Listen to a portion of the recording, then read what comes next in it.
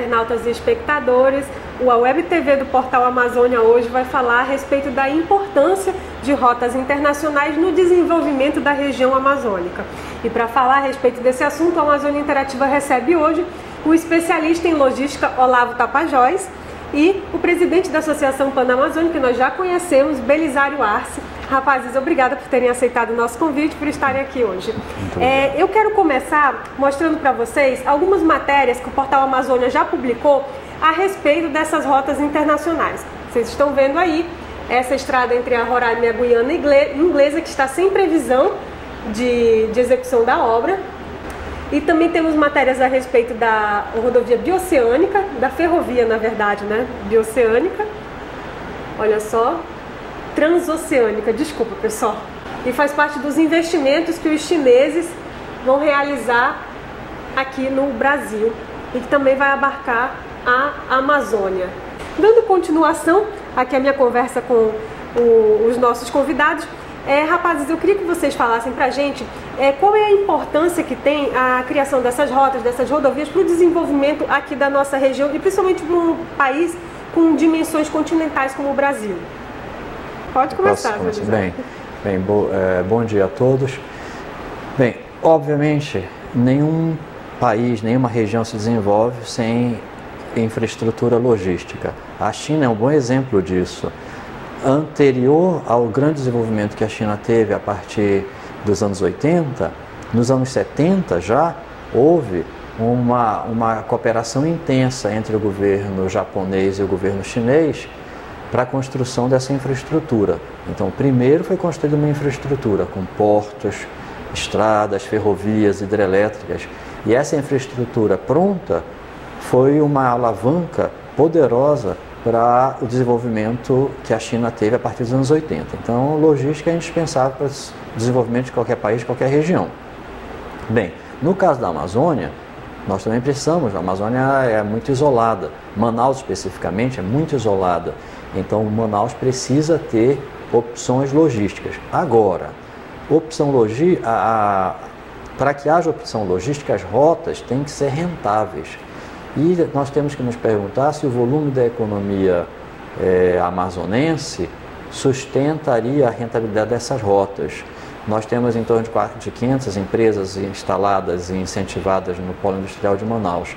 Se nós tivéssemos 5.000, talvez a história fosse bem diferente. Bem, através da IRSA, né, houve investimentos para a construção da estrada interoceânica que liga o Brasil ao Pacífico, cortando o território peruano. Bem, ela já tem alguns anos de operação e até hoje ela não se tornou rentável. O fluxo lá é mínimo. Então isso coloca algumas questões. Para que construir uma ferrovia no mesmo traçado, mais ou menos, no mesmo traçado, né, passando pelo território peruano, pelos Andes, o que envolve desafios técnicos, se nós já temos uma ferrovia que até hoje não se tornou rentável. Entendido. Olavo, quer completar alguma coisa? Bom dia, eu gostaria de complementar. Na realidade, a minha tese de doutorado, ela foi uma alternativa saindo pelo Atlântico, mas nós não podemos esquecer jamais que nós temos outras alternativas também saindo pelo Atlântico e também outras alternativas que não seja somente a rodovia, a ferrovia. Nós temos também uma outra alternativa saindo pelo Peru, uma pelo norte do Peru, outra pelo sul do Peru, que seria praticamente aquaviária, com um pequeno trecho rodoviário. Recentemente, por coincidência, eu fiz um trabalho onde nós comparamos a entrada de container vindo de Hong Kong pelo Atlântico até a cidade de Manaus e Hong Kong saindo da China, entrando por Calau, em Lima, subindo até Pucallpa, no modal rodoviário, usando o rio Ucayali, que se une com o rio Maranon, formando o Amazonas do Peru, passando por Iquitos, formando o Amazonas do Peru, passando por Tabatinga, com mesmo rio com a denominação de Solimões, e até Manaus.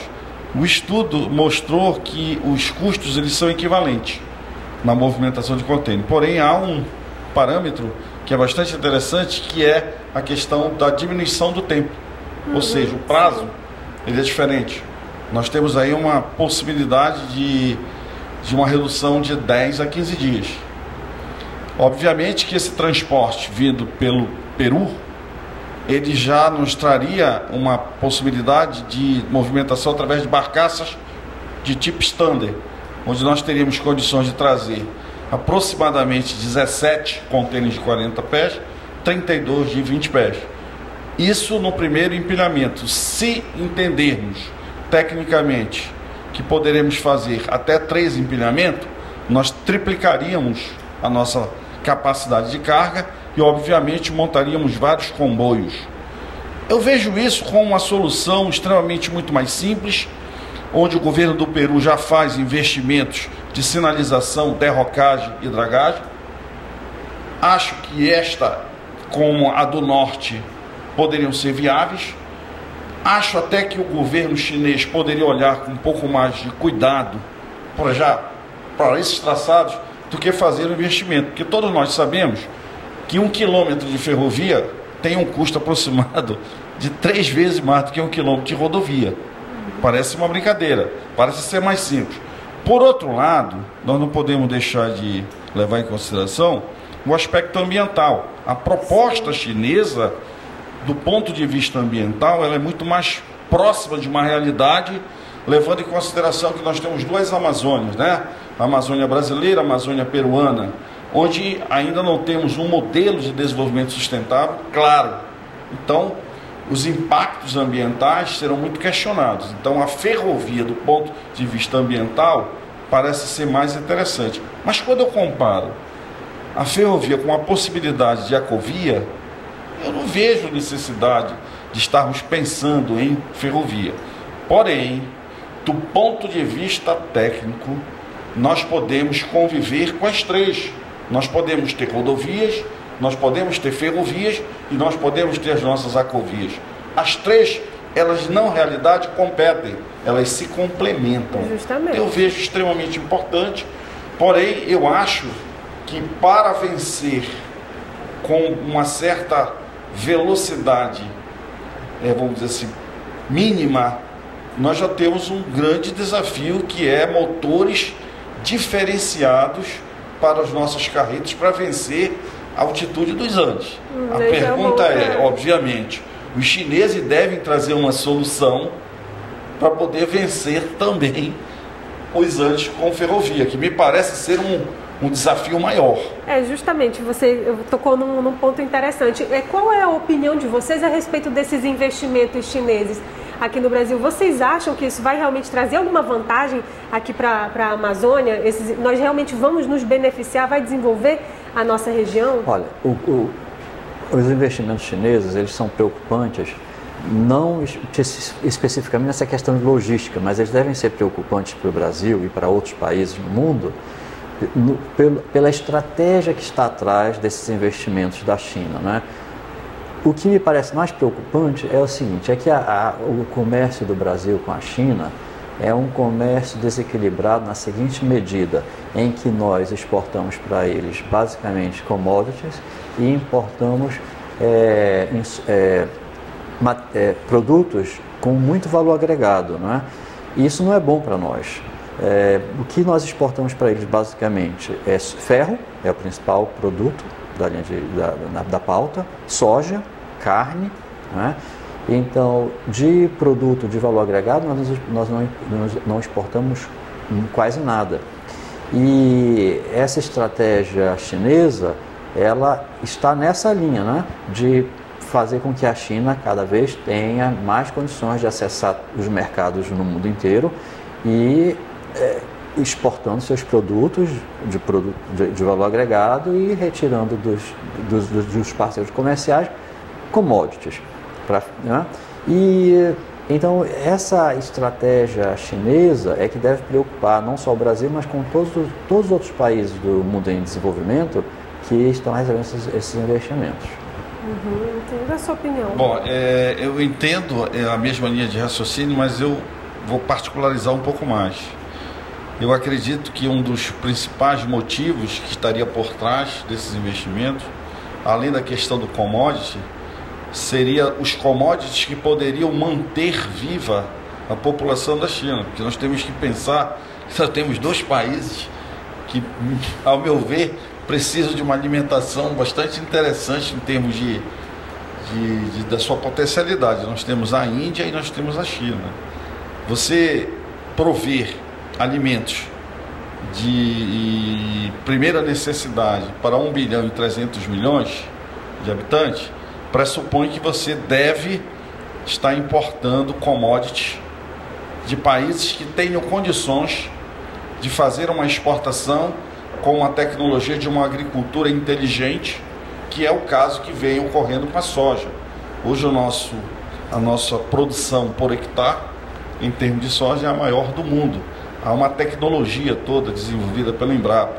Logo, talvez o viés desses investimentos não seja até a questão dos commodities como aço, mas eu vou mais além. Eu acho que é para manter um equilíbrio, porque eu sempre entendo e sempre entendi que nós vamos ter dificuldades daqui a alguns anos de montar o equilíbrio para que nós possamos alimentar o mundo e dar uma água em condições de potabilidade para o mundo. Isso será feito tão somente pelo equilíbrio da logística. Então, deve ter uma estratégia por trás disso, porque eu não acredito que a China faria investimento desse se não tivesse algo concreto do que ela tem realmente interesse. Então, eu não vejo a ferrovia como primeira opção. Eu vejo, se querem investir, façam investimentos naquilo que é mais fácil, mais simples, tá certo? E que o Brasil estabeleça realmente uma tratativa para que a gente não seja surpreendida como aquela proposta do passado de se fazer um gasoduto saindo da Venezuela em direção a Manaus, direcionando a Santarém e alinhando até o sul do país. Só que a torneira do gasoduto ficava exatamente na Venezuela. Não aqui. E não aqui. Então a nossa pergunta é se esses investimentos vierem para o Brasil e para o Peru, que nós tenhamos a autoridade e a responsabilidade de tratar isso em benefício vamos dizer assim, da população amazônica, né? Tanto verdade, do Peru como do Brasil. Agora, gente, vocês tocaram num ponto importante que é em relação à produção de alimento, água e tudo mais, que é o meio ambiente, né? Não deixa de impactar. Vocês acham que a questão ambiental, essa burocracia que nós temos aqui em relação à liberação de licenças, relatórios, essas coisas, isso pode impedir a criação dessas obras, o andamento dessas obras? Ou, como eu já ouvi o próprio Belisário falando, né, como é o governo, né, que vai liderar, que vai encabeçar, quem sabe as coisas não andem. Qual a opinião de vocês? Sim, sem dúvida, né? Olha, nós vivemos já há algum tempo, pelo menos há umas 2 décadas, o que eu chamo de bloqueio ideológico ambiental. Infelizmente, essa ideologia se impôs e nós aqui aceitamos, né, nós compramos isso. Nós não nos rebelamos, porque, veja bem, o foco de todos nós que temos algum compromisso com o fortalecimento da região amazônica é o desenvolvimento. O desenvolvimento deveria ser o foco de todo mundo. Obviamente com respeito ao meio ambiente, mas o que se vê hoje é um excesso na burocracia e um excesso em tudo que se refere à proteção do meio ambiente. E é excesso mesmo, porque é possível pavimentar a BR-319, né, tornar ela útil para a nossa economia e manter a floresta preservada. Então há muito excesso. E obviamente a BR-319 até hoje não foi pavimentada por causa da burocracia e sobretudo por causa do tempo que se levou para licenciamento ambiental, que eu acho que nem está concluído ainda. E falando nisso, é outra proposta que seria mais viável. Olha, a transoceânica já chega até Rio Branco e de Rio Branco tem ligação perfeita até Porto Velho, não é? Se nós pavimentássemos a BR-319, Manaus teria acesso direto ao Pacífico por terra. Seria uma espécie de canal do Panamá terrestre, né? Seria muito mais simples. O professor Olavo falou da ligação via Porto de Ilo, no Peru, e depois indo até de modal rodoviário até Pucallpa. Já tem um empresário aqui em Manaus que faz essa operação. Ele já traz containers em balsa por lá. Seria também muito mais simples, né? Bem, então eu acho que é isso. Não se pode, as autoridades aqui, a sociedade como um todo da Amazônia, em toda a Amazônia, deveria refletir e deveria se opor a esses excessos que há na área de regulação ambiental. Eles realmente atrapalham nosso desenvolvimento e nós temos que nos desenvolver, porque existe um grande percentual da população amazônica que vive em condições de extrema pobreza, de miséria. Nós, amazônidas, nós somos os povos mais pobres de todas as Américas. Das 3 Américas, nós somos os mais pobres, os que vivemos aqui na Amazônia. Então, me parece imoral, né, que se impeça o desenvolvimento da região e, inclusive, por meio desse bloqueio ambiental. O professor Belisário praticamente falou quase tudo. Eu só gostaria de complementar que nós tivemos, sem citar nome, aqui nós não estamos fazendo nenhuma crítica, mas nós tivemos uma chamada tríade dos interesses para resolver o problema da 319. O ministro, presidente do IBAMA, ministro do Meio Ambiente e, obviamente, o que parecia ser algo fácil, o governo, com toda a autonomia e autoridade, não conseguiu tirar realmente o imbróglio ambiental. E o processo está aí paralisado. A pergunta é, será que para que esses investimentos da China, o governo iria tratar isso de uma forma diferenciada? Não vejo dessa forma, porque a pressão internacional é muito grande. Até porque me parece que o desenvolvimento sustentável que se impõe à Amazônia pelos 7 maiores países é manter a Amazônia com as árvores em pé. Mas para isso, pelo menos, se isso realmente fosse algo concreto e que o Brasil tivesse aceitação, portanto, por essa alternativa, que pagasse royalties, para que pelo menos o povo amazônida tivesse o seu desenvolvimento, não através da chegada da infraestrutura, que seria a melhor alternativa, de uma forma coerente com o meio ambiente, sim, mas que nós tivéssemos algo em troca por conta disso. Porque agora, quem nos obriga a essa imposição ambiental imperialista internacional foram exatamente os países que devastaram o mundo todo. E agora nós, na Amazônia, pagamos por isso. E a pergunta é, deveremos ficar ilhados, porque se nós considerarmos ao pé da letra, praticamente hoje Manaus, que é o segundo polo industrial da América Latina, é uma ilha. Sim, eu acho que não é justo uma cidade isso. Isolada. Exatamente. Então nós temos que prover outras alternativas, fazer com que realmente o governo centralize esforços no PAC 2 agora nesse programa que a nossa presidente está lançando com 198 bilhões de investimento, mas que fossem focados nas necessidades realísticas e que já estão, de certa forma, até em funcionamento, para que nós pudéssemos efetivamente sair com outras alternativas via Pacífico. Porque aqui não se discute se Pacífico não é uma boa alternativa, mas eu talvez não entenda que seja a ferrovia, neste momento, a melhor alternativa. Nós temos outros que estão na frente, onde o próprio IRSA, tá certo? Que é um programa que o professor Belisário falou, extremamente interessante, que conjuga 12 países da América Latina, onde a coordenação é brasileira. Então eu entendo que o aspecto ambiental ele pode ser determinante. Agora, isso do ponto de vista do Brasil. A pergunta é, o governo peruano estaria disposto a também fazer essa liberação a toque de caixa? Entendi. Para que o investimento fosse, porque são obras de infraestrutura que elas não se fazem em 1 ano, 2 anos, 3 anos, 4 anos. São obras longas, né? que poderiam ter mais ou menos o impacto que nós temos na 319. Nós estamos falando de 8 anos de Fernando Henrique Cardoso, 8 anos do governo Lula e 4 anos do governo, podendo chegar a 8. 3 vezes 8, 24. 24 anos de uma situação que não se resolve e nós pagamos por isso.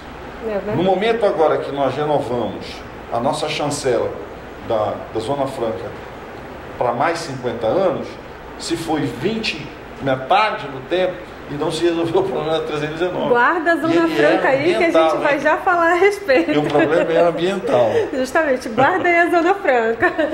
Agora, pessoal, a gente já falou bastante aqui a respeito dessas alternativas, vocês devem estar curiosos, né? Eu acredito que vocês já estejam vendo aí, o Portal Amazônia preparou aí umas artezinhas.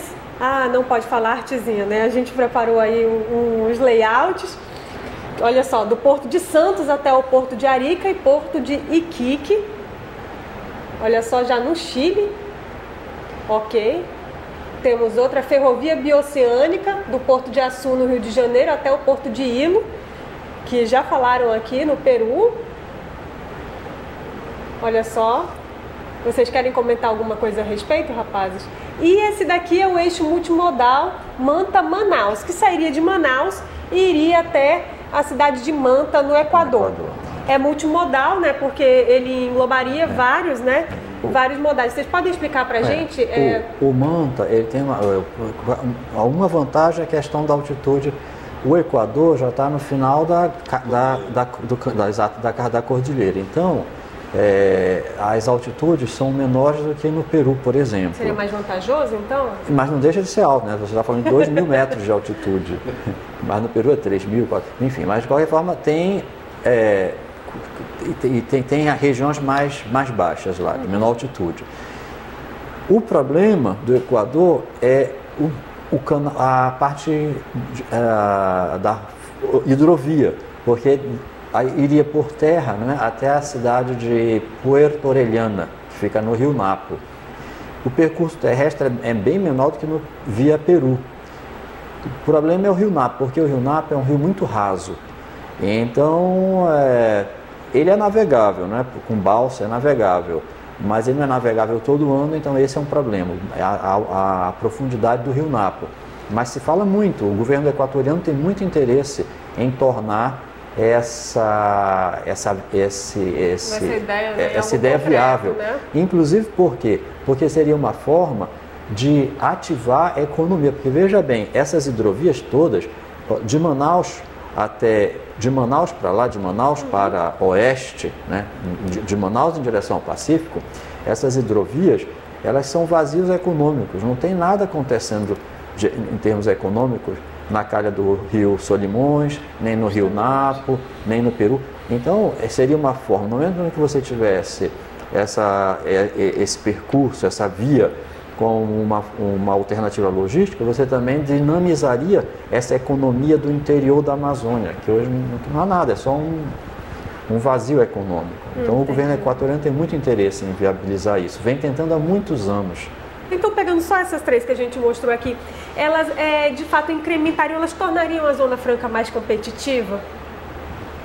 Olha, nesse trabalho que eu fiz com relação ao Peru, entrando por Calau até Pucallpa, no momento que eu levantei os dados da economia peruana, o Peru era o 6º maior importador de produtos do polo industrial.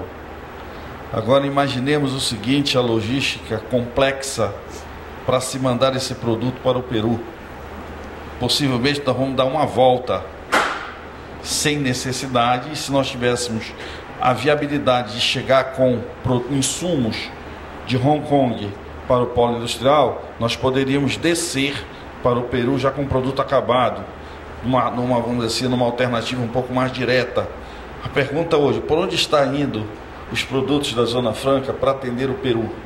Possivelmente dando uma volta no Brasil. Gigantesca, né? Gigantesca, né? Então, é por isso que eu insisto em dizer que se querem ajudar o Brasil, e se essa ajuda efetivamente ela tem que ser para os interesses e, vamos dizer assim, e minorar os problemas que nós temos, seria interessante os chineses não chegarem com uma proposta de ferrovia escutar os técnicos e os programas e os projetos já existentes, porque de repente nós temos outras alternativas, né? Eu queria fazer uma observação sobre essa questão da Zona Franca de Manaus. Claro. Olha só, então são 8 países amazônicos, né? Se incluir a França, a Guiana Francesa, são 9.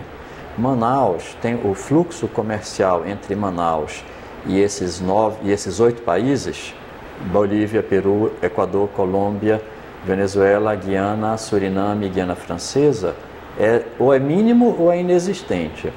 Então nós não vendemos muito pouco, ou não vendemos quase nada, e não compramos deles também quase nada.